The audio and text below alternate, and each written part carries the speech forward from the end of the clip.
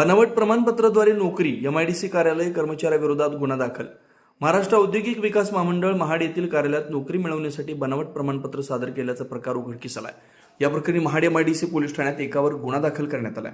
हा प्रकार फेब्रुवारी 2023 ते 13 मार्च 2025 या कालावधीत एमआयडीसी महाड येथील यांत्रिकी विभाग कार्यालयात घडल्याचं तपासात समोर आलंय.